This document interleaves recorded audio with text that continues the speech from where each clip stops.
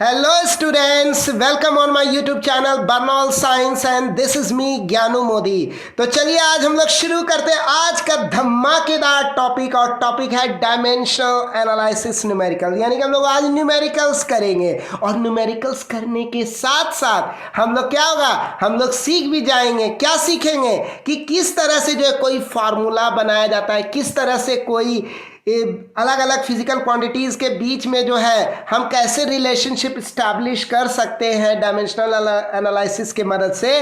तो यही आज के पिटारे में है, यही आज सीखेंगे। और चलिए तब जर्नी शुरू करते हैं, है ना। तो सबसे पहला जो क्वेश्चन है वह है कि डिराइव करने कहा गया है क्या, एक एक्सप्रेशन या एक फार्मूला कह लीजिए। हमें एक फार्मूला डिराइव करने कहा गया या एक्सप्रेशन डिराइव करने कहा गया। किसका? सेंट्रीपिटल फोर्स का फार्मूला डिराइव करने कहा गया है। और ये सेंट्रीपिटल फोर्स जो है एक ऐसे पार्टिकल पे एक्ट कर रहा है जो m मास का है, जिसकी वेलोसिटी v है, टेंजेंटियल वेलोसिटी, और जो एक ऐसे सर्किल में मूव कर रहा है जिसकी रेडियस r है। यानी इसका मतलब क्या हुआ, ये सेंट्रीपिटल फोर्स जो है किस पे डिपेंड कर रहा है? मास पे, वेलोसिटी पे और रेडियस ऑफ रोटेशन पे।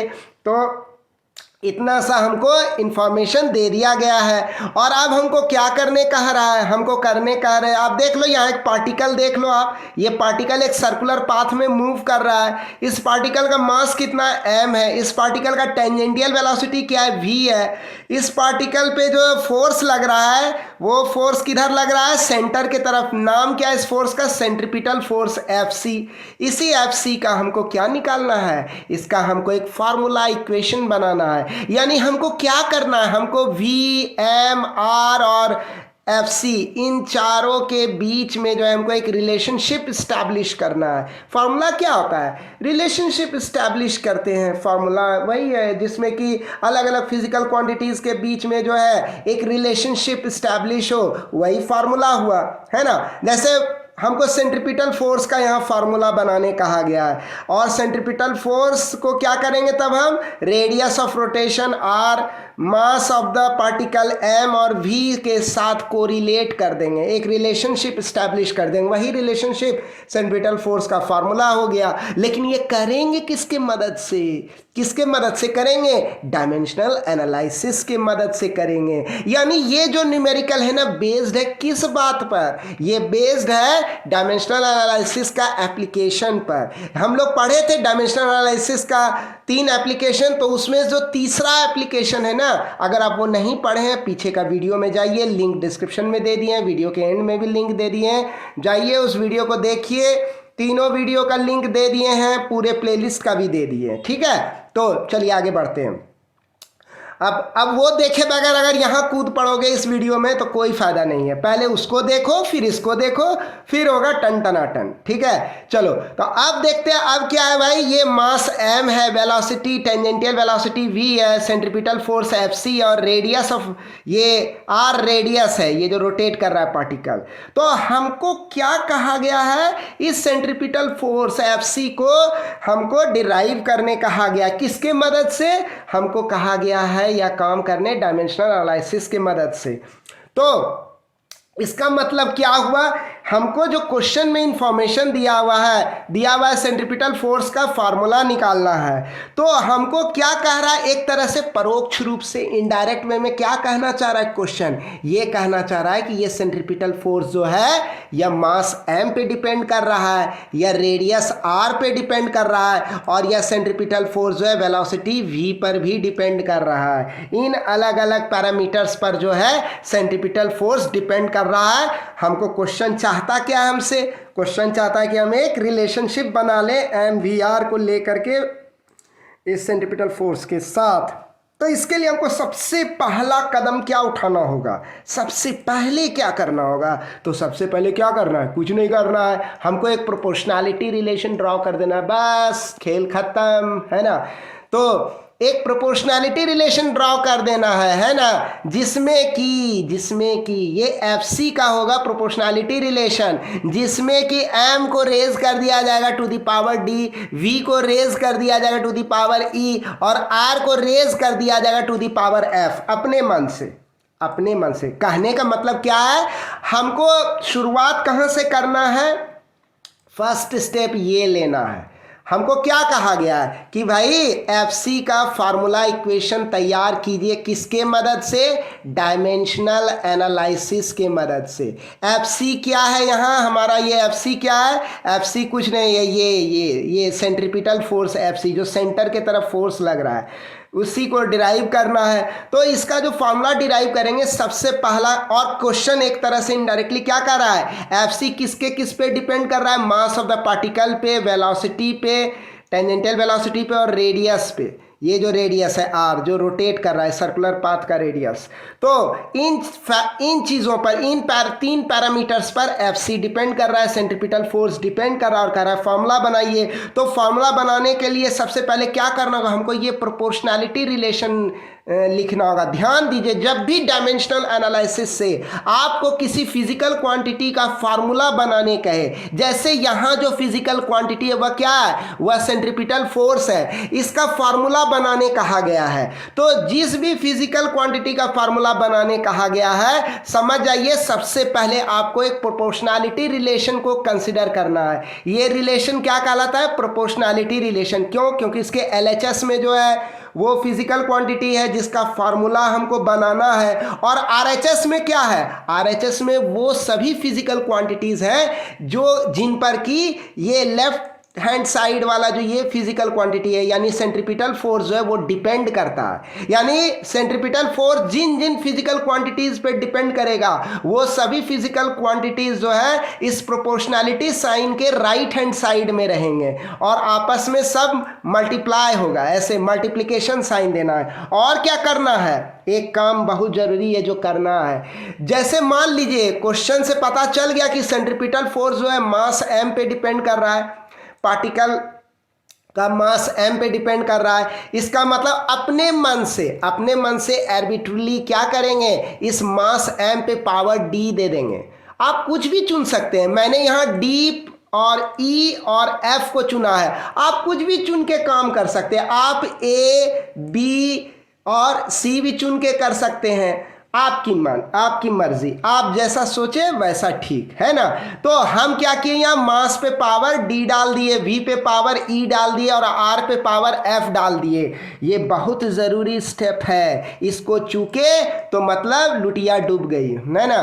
तो अब क्या करेंगे, मास पे पावर d, v पे पावर e, r पे पावर f। एम, वी और आर क्या है, ये वो पैरामीटर्स हैं, ये वो फिजिकल क्वांटिटीज हैं जिन पर कि सेंट्रीपिटल फोर्स मतलब कि डिपेंड करता है। यानी सेंट्रीपिटल फोर्स किन पे डिपेंड करता है, एम, वी और आर पे। और इन सभी फिजिकल क्वांटिटीज को क्या किए, they have been raise to power D, E and F respectively. इतना सा कर लिए ना, बहुत बड़ा स्टेप आप कंप्लीट कर लिए।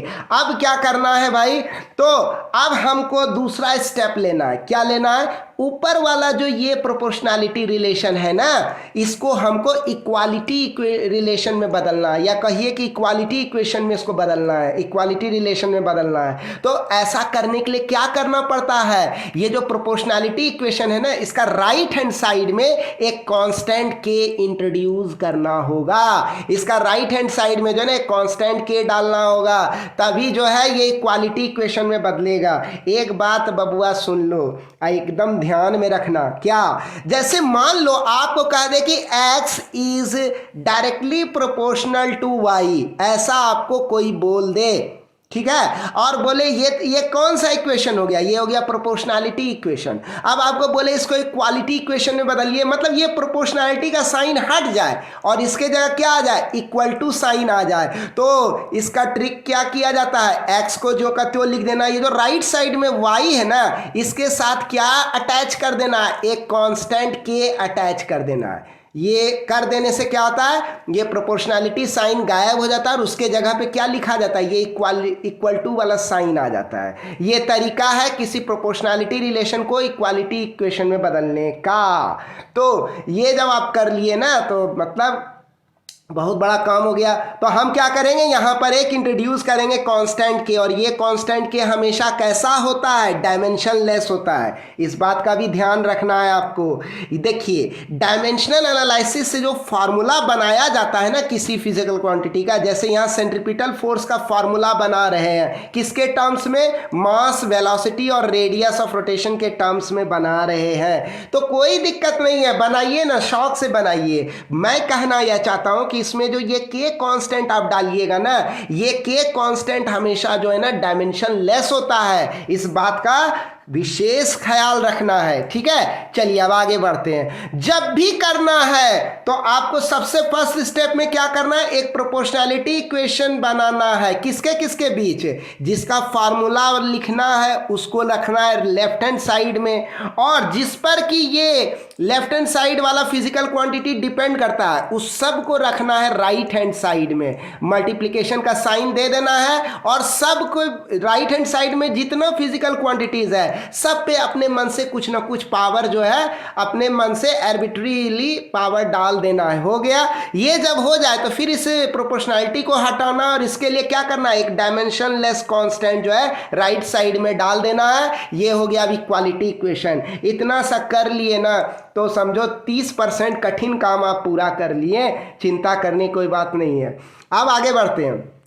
तो यहाँ हम लोग क्या यूज़ करेंगे, अब हम लोग जो है डायमेंशनल एनालिसिस का इस्तेमाल करेंगे। क्या चीज़ के लिए, फार्मूला डिराइव करने के लिए, क्योंकि क्वेश्चन में कहा क्या रहा है, हमको एफसी का फार्मूला बनाने कहा गया। किसको किसको लेकर के, मास, वेलोसिटी और रेडियस को लेकर के, ये तीनों चीज़ को लेके, तीनों फिजिकल क्वांटिटी को लेके सेंट्रीपिटल फोर्स वाला फिजिकल क्वांटिटी जो है उसका फार्मूला बनाने कहा गया है। तो बस अब आगे क्या करना है, अब हम लोग सेट करेंगे डायमेंशन। किसका डायमेंशन भाई, अलग अलग क्वांटिटीज का। किधर किधर, इस इक्वेशन का दोनों साइड में, यानी LHS में भी करेंगे। ये साइड क्या बोलते हैं, LHS लेफ्ट हैंड साइड, और ये साइड क्या बोलेंगे इक्वेशन का, RHS राइट हैंड साइड। तो इसका भी डायमेंशन सेट करना है और इसका भी डायमेंशन सेट करना है। ठीक है भाई, कर देंगे, कोई भारी बात नहीं। तो ये क्या बोल रहा है, ये बोल रहा है सेंट्रीपिटल फोर्स है। ये सेंट्रीपिटल फोर्स है तो क्या हो गया, वो एक फोर्स हो गया। और फोर्स का डायमेंशन क्या होता है,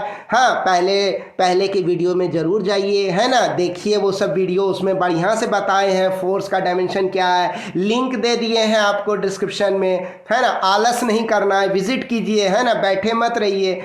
तो अब आते हैं, ये जो फोर्स का जो डायमेंशन होता है वो होता है mLT⁻²। कैसे हुआ, मास इंटू एसिलरेशन, यही तो होता है फोर्स। एसिलरेशन का क्या होता है, L(T⁻²) और मास का क्या होता है, m होता है। तो ये डायमेंशन किसका हो गया, फोर्स का डायमेंशन हो गया mLT⁻²। FC का डायमेंशन हो गया, सेंट्रीपिटल फोर्स का डायमेंशन हो गया ये। अब आते हैं राइट हैंड साइड में। के हम बोल दिए ये एक ऐसा कांस्टेंट है जिसका कोई डायमेंशन नहीं होता है। के एक ऐसा कांस्टेंट है जिसका कोई डायमेंशन नहीं है। ठीक है, तो m जो है, मास का डायमेंशन क्या होता है, मास का डायमेंशन होता है, मास का डायमेंशनल फॉर्मूला है mL⁻⁴T⁻⁴। ये होता है मास का डायमेंशनल फार्मूला। मतलब इतना सा जो आप पार्ट देख रहे हो ना, ये मास का सिर्फ डायमेंशन हो गया, है ना। और चूंकि मास पर यहाँ जो सेट किए हैं इसमें हम कितना पावर रेज किए हैं, d, मास को d पावर तक रेज किया, तो यहाँ d दे देंगे पावर। ठीक है, स्क्वायर ब्रैकेट पे d पावर दे देंगे। अब यहाँ मल्टीप्लाई कर रहे हैं, यहाँ मल्टीप्लिकेशन का साइन अब आगे देंगे। अब अगला फिजिकल क्वांटिटी क्या है, वह है वेलोसिटी। वेलोसिटी का डायमेंशनल फार्मूला क्या, वेलोसिटी का डायमेंशन क्या होता है, वेलोसिटी का डायमेंशन होता है m⁻⁴ L(T⁻⁻1). ये होता है वेलोसिटी का डायमेंशन। चूंकि वेलोसिटी पे कितना पावर है, तो E पावर है, तो E क्या हो गया, E यहाँ पावर के रूप में, यहाँ E इसके ऊपर आ गया, स्क्वायर ब्रैकेट के ऊपर आ गया E कोना में। ठीक है, अब आते हैं हम लोग रेडियस। रेडियस क्या है, रेडियस तो एक तरह का लेंथ है। रेडियस क्या होता है, एक तरह का लेंथ है, वो लेंथ है। तो इसका जो डायमेंशन होगा रेडियस लेंथ का, उसका डायमेंशन क्या होगा, m⁻⁴ L हो जाएगा T⁻⁴। L का मतलब क्या हुआ, L पे पावर 1 है, तो ये लेंथ है, रेडियस है। अब इस रेडियस पे पावर कितना है, इस रेडियस पे जो पावर है वो f है। तो यहाँ भी कोना में ऊपर में एक f डाल दिए, है ना, ये f यहाँ है, तो यही f जो है यहाँ भी लिख देना है।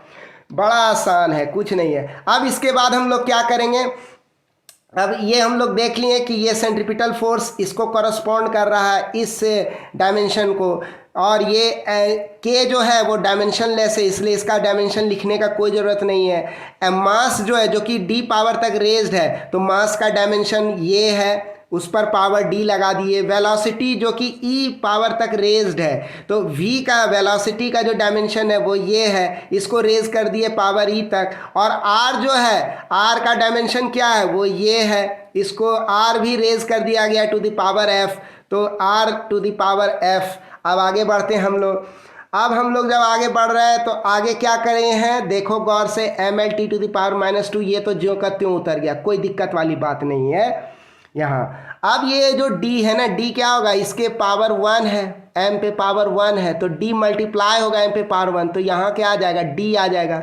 d फिर मल्टीप्लाई होगा इस 0 के साथ, तो 0 हो जाएगा। d मल्टीप्लाई होगा t का पावर 0 के साथ, तो ये भी 0 और ये भी 0 है ना, और ये m पे पावर क्या हो गया, d हो गया। उसी तरह से अब हम लोग आगे देखते हैं, आगे क्या है भाई, आगे एक मिनट, अब देखो यहाँ पर क्या हो रहा है, m टू दी पावर 0 है, l to the power e है, और t to the power -e है। समझ गए कैसे हुआ, ये e मल्टीप्लाई हो रहा है एक एक करके सब पावर के साथ। फिर f जो है वो भी मल्टीप्लाई हो रहा है 0 के साथ, फिर 1 के साथ, फिर 0 के साथ, तो ये रिजल्ट मिला m to the power 0, l to the power f and t to the power 0।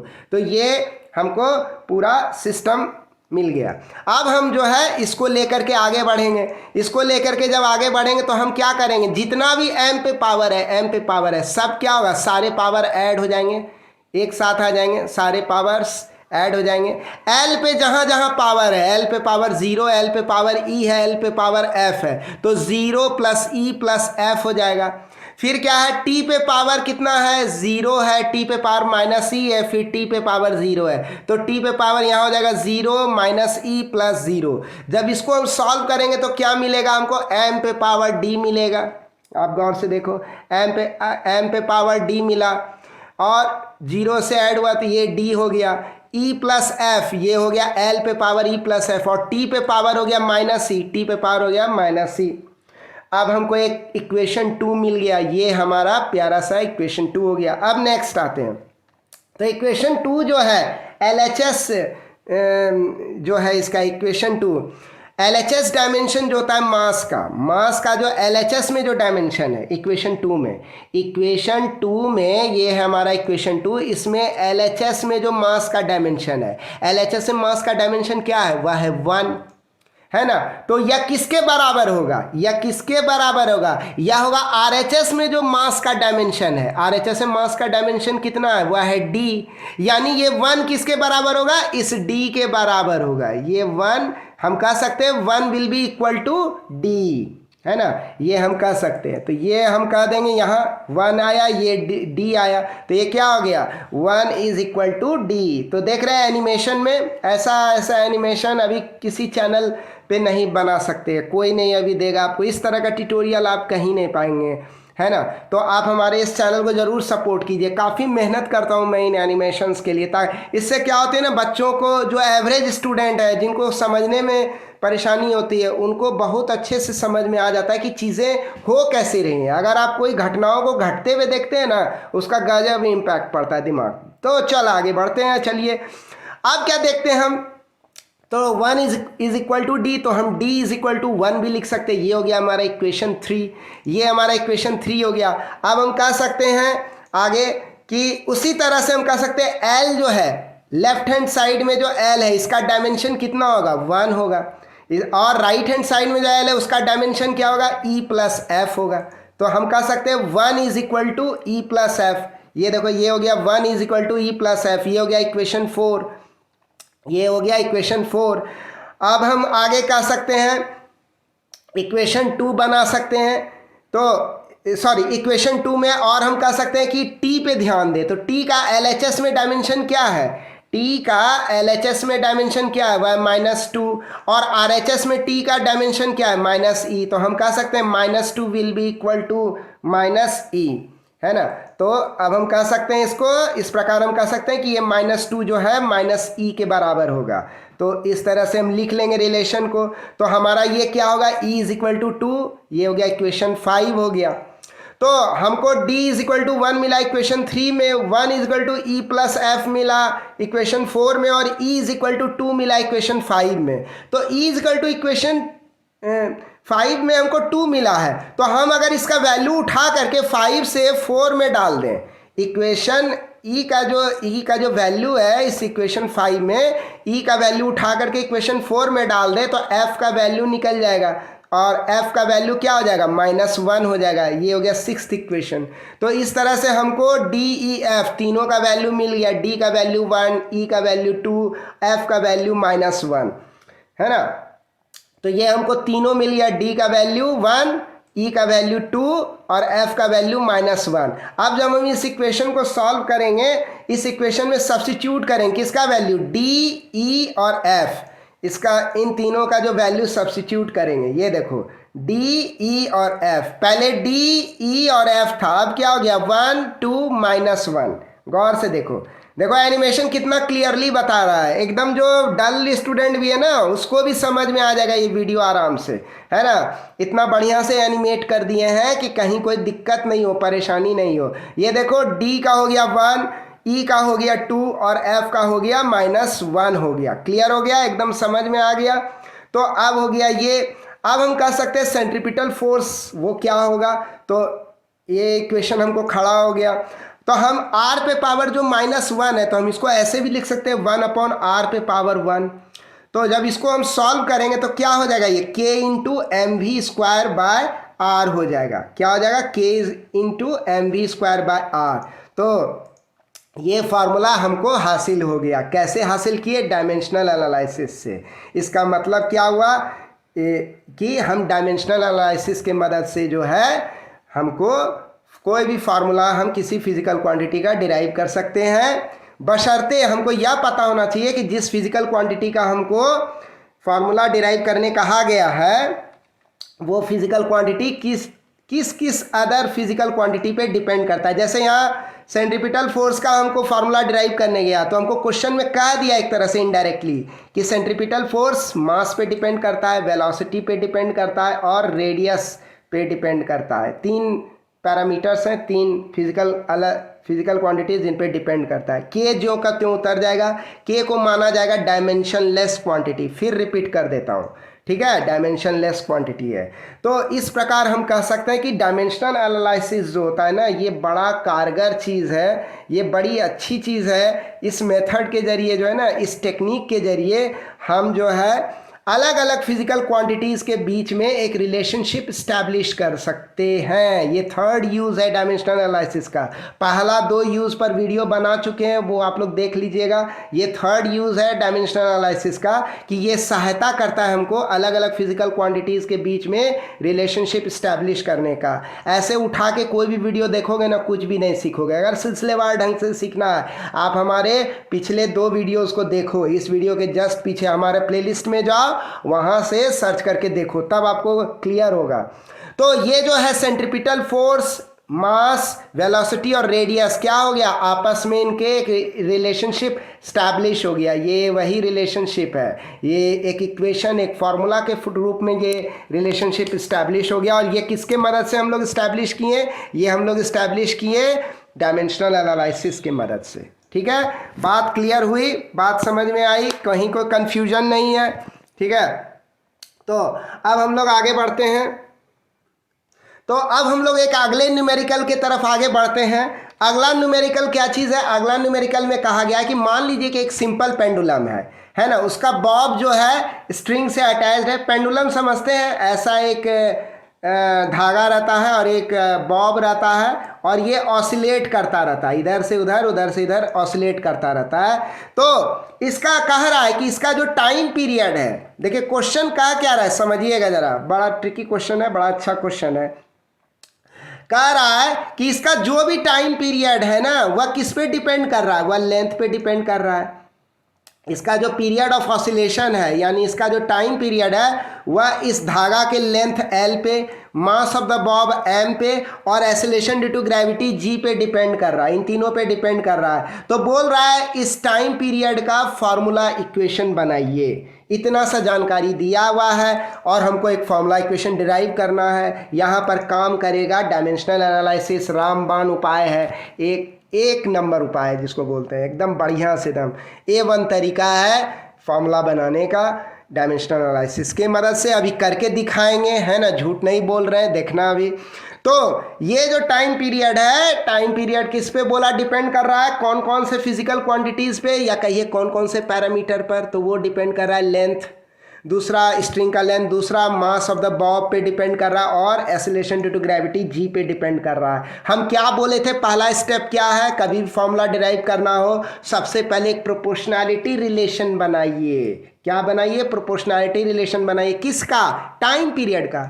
क्यों, क्योंकि टाइम पीरियड का ही तो फॉर्मूला बनाना है ना। तो पहले टाइम पीरियड का एक प्रोपोर्शनैलिटी रिलेशन बनाएंगे जिसमें कि टाइम पीरियड का ये जो प्रोपोर्शनैलिटी रिलेशन वाला जो इक्वेशन होगा ना, इसमें जो है ना L पे पावर आर्बिट्रली दे देंगे D और M पे पावर अपने मन से आर्बिट्रली E दे देंगे, कुछ भी दे सकते हैं, और G पे पावर जो है F दे देंगे। एक बार जो दे दिए, एक बार जो सेट कर दिए तो मतलब सेट हो गया, फिर चेंज नहीं कर सकते हैं, ठीक है ना। तो T पे देखो हमको क्या करना है, जिसका फॉर्मूला बनाना है वो लेफ्ट हैंड साइड में रहेगा, इस प्रोपोर्शनैलिटी इक्वेशन में LHS में रहेगा।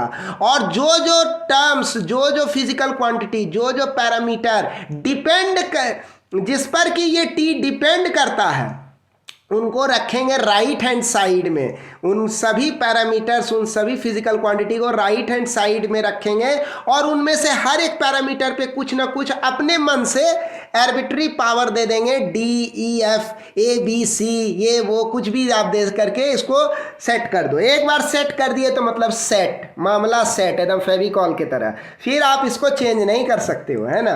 अब क्या है, अब हम लोग एबव मेंशन प्रोपोर्शनैलिटी रिलेशन जो होता है ना उसको चेंज करेंगे। सेकेंड स्टेप क्या करना है, इस प्रोपोर्शनैलिटी रिलेशन को बदलना है, चेंज करना है। किस में बदलना है, इक्वालिटी इक्वेशन में बदलना है। यानी ये प्रोपोर्शनैलिटी का साइन हटा करके इसके जगह क्या लाना है, इक्वल टू का साइन लाना। और ये जो राइट हैंड साइड देख रहे हैं इसमें एक डायमेंशनलेस कांस्टेंट के इंट्रोड्यूस कर देना है, घुसा देना है। एक डायमेंशनलेस कांस्टेंट के जो है ये देखो यहाँ घुस गया है, के घुस गया है, यहाँ के इंट्रोड्यूस हो गया, घुसपैठिया की तरह यहाँ मौजूद है ये। और क्या है, और ये जो प्रोपोर्शनैलिटी साइन है ये हट गया, इसके जगह क्या आ गया, इक्वल टू का साइन आ गया है। तो एक बार अब ये इक्वेशन मेरा तैयार हो गया। L पे पावर D है, M पे पावर E है और G पे पावर F है। के प्रोपोर्शनैलिटी कांस्टेंट और प्रोपोर्शनैलिटी है के, जो कि एक डायमेंशनलेस कांस्टेंट। और ये T क्या है, T टाइम पीरियड है पेंडुलम का, जो कि हमारा जिस पर कि फार्मूला बनाना है, हमको इसी टाइम पीरियड का फार्मूला बनाना है। और ये टाइम पीरियड किस पे डिपेंड कर रहा है, स्ट्रिंग के लेंथ पे, बॉब के मास पर और एक्सेलरेशन ड्यू टू ग्रेविटी पर। सब एकदम सेट है, एकदम ओके है। अब फायर करेंगे हम लोग, है ना। तो अब देखो स्पीड देखो और मजा आ जाएगा। तो ये एक बार मेरा फॉर्मूला बन गया ना। अब हमको क्या करना है, टी का डायमेंशन लिख देना है। टी का डायमेंशन क्या होता है, टी क्या है, टाइम पीरियड। अरे ये टाइम ही तो है, टाइम है तो मास पे पावर 0 होगा, एल पे पावर 0 होगा, टाइम टी होगा। अगर ये मेरी बात नहीं समझ में आ रही है, पहले का वीडियो देखिए, डायमेंशन वाला वीडियो देखिए, तब आपको समझ में आएगा, लिंक डिस्क्रिप्शन में दे दिए। अब के जो है क्या है, डायमेंशनलेस क्वांटिटी है, इसका कोई डायमेंशन नहीं तो इसको छोड़ देना है। एल क्या है, एल स्ट्रिंग का लेंथ है, स्ट्रिंग का लेंथ है तो डायमेंशन क्या होगा, डायमेंशन होगा एम पे पावर 0 होगा, एल पे पावर 1 होगा और टी पे पावर 0 होगा। और इस एल पे आर्बिट्री पावर डी दे दिए हैं। इस एल पे जो है आर्बिट्री पावर कितना दिए, डी दे दिए। तो यहां भी कोना में डी ऊपर में मार दो, है ना, कोई दिक्कत नहीं है। अब आगे आया एम। एम क्या है, बॉब का मास है। अब ये जो एम जो है बॉब का मास है, तो मास का डायमेंशन क्या होगा, वह होगा एम पे पावर 1, एल पे पावर 0, टी पे पावर 0। और देखो ये जो मास का डायमेंशन हुआ, इस पर पावर कितना लगेगा, पूरे पर, पूरे डायमेंशन पर लग जाएगा E। क्यों, क्योंकि यहाँ m to the power E मान के चले हैं।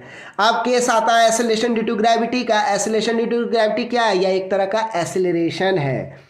ये जो एक्सेलरेशन ड्यू टू ग्रेविटी होता है ना, ये एक तरह का एक्सेलरेशन है। और एक्सेलरेशन का यूनिट क्या होता है, मीटर पर सेकेंड स्क्वायर। तो डायमेंशन इसका क्या होगा, इसका डायमेंशन होगा मास 0, मीटर क्या है, लेंथ है, तो लेंथ पे आ जाएगा L, और सेकेंड स्क्वायर यानी कि टाइम पे -2 हो जाएगा, है ना, पर सेकेंड स्क्वायर है तो t पे -2। ये हो गया हमारा एसिलरेशन का डायमेंशन, और एसिलरेशन का ये डायमेंशन लिख दिए यहाँ ऊपर में कोना में f मार देंगे, क्योंकि g पे पावर यहाँ f लिए हैं।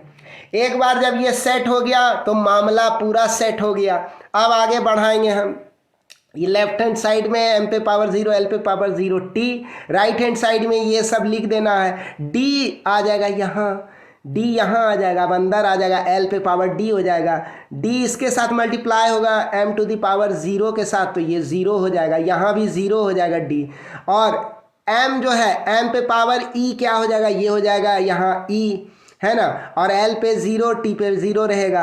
F जो है वो मल्टीप्लाई होगा 0 के साथ तो 0 हो जाएगा, L के साथ मल्टीप्लाई होगा ये F, ध्यान से देखो, ये हमारा F जो है ये जब L के साथ मल्टीप्लाई होगा, L पे पावर 1 है तो यहाँ क्या उतर जाएगा, सीधे F उतर जाएगा, और फिर ये F जब इस -2 के साथ मल्टीप्लाई होगा तो यहाँ क्या उतरेगा, -2F उतर जाएगा।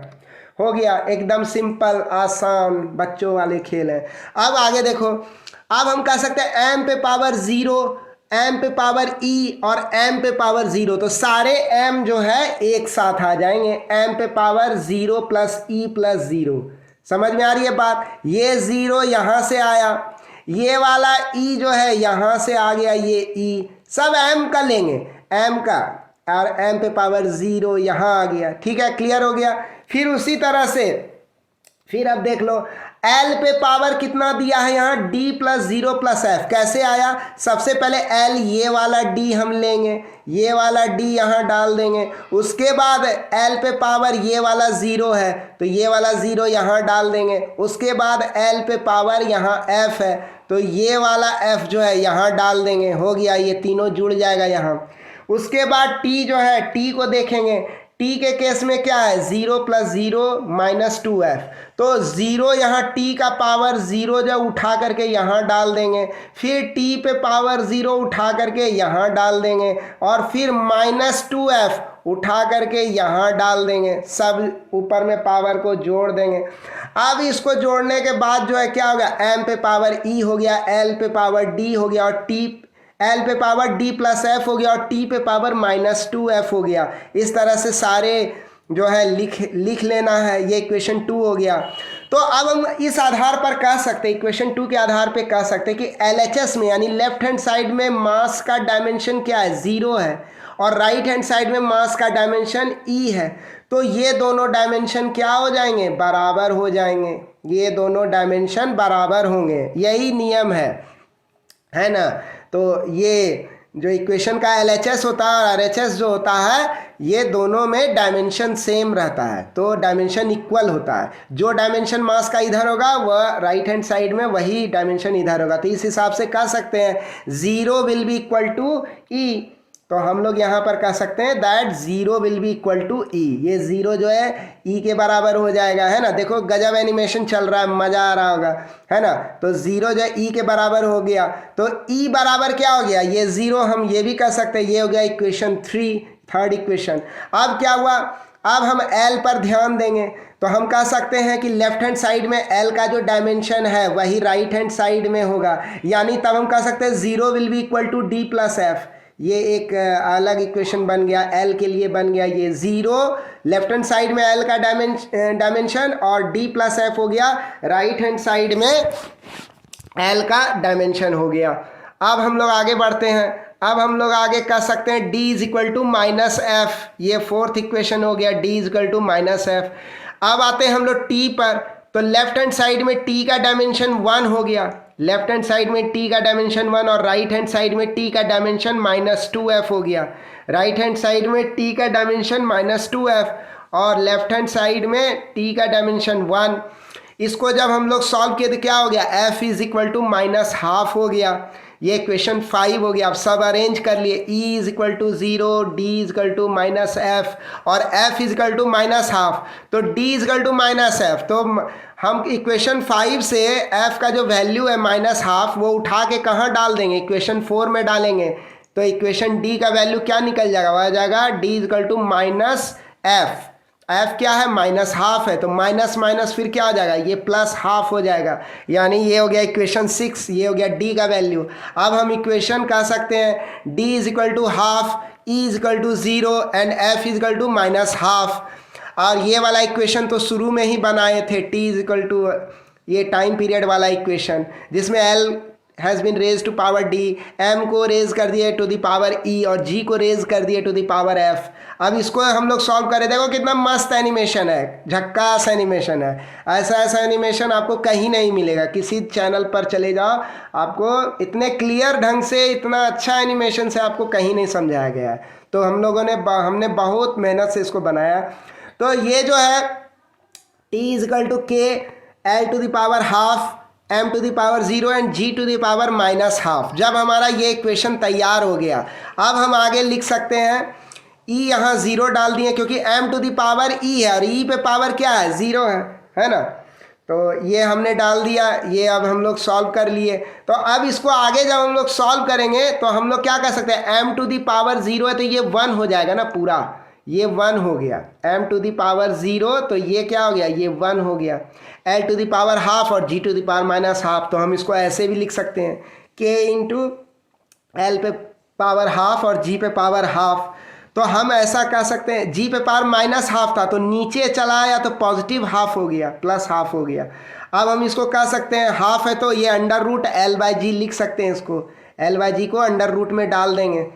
तो ये क्या हो गया, हमारा टाइम पीरियड का फार्मूला डिराइव हो गया। ये जो हमको फार्मूला मिला टी इजकल टू के into under root L by g, ये हो गया टाइम पीरियड का फार्मूला। किस मेथड से, डायमेंशनल एनालिसिस मेथड से। यही वह एप्लीकेशन, ये वह इस्तेमाल, ये वह पहले इस्तेमाल करो फिर विश्वास करो। तो ये हो गया इस्तेमाल किए हम टाइम पीरियड को कैसे उसका फॉर्मूला बनाने के लिए हम लोग डायमेंशनल एनालिसिस को इस्तेमाल किए, उसी पर ये वीडियो है। दो न्यूमेरिकल हम लोग डिस्कस किए जिसमें हम लोग ये समझे कि डायमेंशनल एनालिसिस का किस प्रकार इस्तेमाल किया जाता है किसी फार्मूला को बनाने के लिए। यहाँ टाइम पीरियड का फार्मूला बनाए हैं वो, तो इस प्रकार जो है। और यहाँ के क्या है, यह एक डायमेंशनलेस कांस्टेंट है, ये हमेशा डायमेंशनलेस कांस्टेंट रहेगा। जब जब हम लोग डायमेंशनल एनालिसिस से निकालेंगे ना, ये के रहेगा ही रहेगा फार्मूला में, इसको बोलते हैं डायमेंशनलेस कांस्टेंट, है ना। तो इस प्रकार हम लोग डायमेंशनल एनालिसिस की मदद से पाए कि हम लोग रिलेशनशिप इस्टेब्लिश कर दिए किसके किसके बीच में, time period, length of the string और एक्सेलरेशन ड्यू टू ग्रेविटी। इसका मतलब क्या हुआ, वो जो m था, m इसका मतलब क्या हुआ, टाइम पीरियड जो है वो m पे डिपेंड नहीं करता है, मास ऑफ द बॉब पे डिपेंड नहीं करता है, क्योंकि अगर डिपेंड करता तो वो इस फार्मूला में आ जाता, नहीं आ पाया, इसका मतलब ये डिपेंड नहीं करता है। हाँ, तो इस प्रकार हम लोग टी, एल और जी के बीच में, यानी ये तीन फिजिकल क्वांटिटीज़ के बीच में, टाइम, लेंथ और एक्सेलरेशन ड्यू टू ग्रेविटी, ये तीन फिजिकल क्वांटिटी के बीच में क्या किए कि इस्टेब्लिश किए रिलेशनशिप, किसके मदद से, डायमेंशनल एनालिसिस के मदद से। क्लियर हुआ, मज़ा आया, इंटरेस्टिंग था ना, है ना, बहुत कुछ सीखे होगे, है ना। तो अच्छा लगा आपको वीडियो, इंटरेस्टिंग भी था, एनिमेशन से और क्लियर हो गया। जो एवरेज स्टूडेंट होते हैं ना, जो बहुत शार्प ब्रेन नहीं होता है, जिनका उतना समझ नहीं पाते हैं ना, इसलिए मैं एनिमेशन उनको ख्याल रख करके बनाता हूँ कि उनको कम से कम क्लियर हो जाए। उनको हेल्प करने के लिए कोई चैनल नहीं है ना, सब बड़े बड़े चैनल हैं और सब जो है बड़ी बड़ी बात बोलते हैं, लेकिन जो बच्चे एवरेज स्टूडेंट हैं, एवरेज से भी बिलो हैं, उनके लिए कोई मेहनत नहीं करता है। तो मैं उनके लिए हूँ, उन एवरेज से भी जो नीचे परफॉर्मर हैं उनके लिए हूँ, ताकि उनको, अच्छे स्टूडेंट्स के लिए तो हूँ ही और उनके लिए भी हूँ जो बेहद ख़राब परफॉर्मेंस दे रहे हैं। तो इससे क्या होगा ना, एनिमेशन से उनको बहुत क्लियर हो जाता है, समझ में आता है। मेरा चैनल इसीलिए डेडिकेटेड है। तो ठीक है, तो अगर आप चाहते हैं अच्छे से सीखने के लिए, ऐसा मत कीजिए कि उठा के कोई भी वीडियो बीच से देखने लगें। आप प्लेलिस्ट में जाइए, पूरे प्लेलिस्ट में यूनिट एंड मेजरमेंट के जितने भी वीडियोस हैं आप उसको देखिएगा ना, आपको बहुत मज़ा आएगा, आप सीखिएगा भी बहुत चीज़। इतना अच्छा अच्छा एनिमेशन मैंने बनाया। पैरालैक्स मेथड वाला वीडियो चले जाओ, देखो जा करके कितना बेहतरीन एनिमेशन मैंने बनाया। पूरे यूट्यूब पे अभी एक भी ऐसा चैनल नहीं है जो इतना सुंदर, इतना क्लियर एनिमेशन बता रहा हो, इतना ईजी तरीके से, जिससे कि पैरालैक्स मेथड सुलझ जाए। आप वो भी वीडियो देखना, ठीक है। तो आप बस आपसे यही रिक्वेस्ट है कि अगर आपको हमारा ये चैनल अच्छा लगा, आपको हमारा ये वीडियो अच्छा लगा, तो आप प्लीज़ हमारे इस चैनल को लाइक कीजिए, सब्सक्राइब, इस वीडियो को लाइक कीजिए, सब्सक्राइब कीजिए, हमारे चैनल को प्रमोट कीजिए, शेयर कीजिए, बेल आइकन को ज़रूर प्रेस कीजिए, और हमारा ये जो प्यारा सा यूट्यूब चैनल है बर्नौल साइंस, इसको ज़रूर ज़रूर ज़रूर सपोर्ट कीजिए प्लीज़ प्लीज़। और इतना ही था आज के लिए, है ना। तो हम लोग फिर आपसे मुलाकात करेंगे नेक्स्ट वीडियो में। अगले वीडियो में हम लोग साइंटिफिक नोटेशन पे डिस्कस करेंगे, ऑर्डर पे भी डिस्कस करेंगे, साइंटिफिक नोटेशन पे डिस्कस करेंगे, ऑर्डर ऑफ मैग्नीट्यूड पे भी डिस्कस करेंगे, ठीक है। तो तब तक के लिए अलविदा। अच्छा से आपका दिन गुजरे, है ना।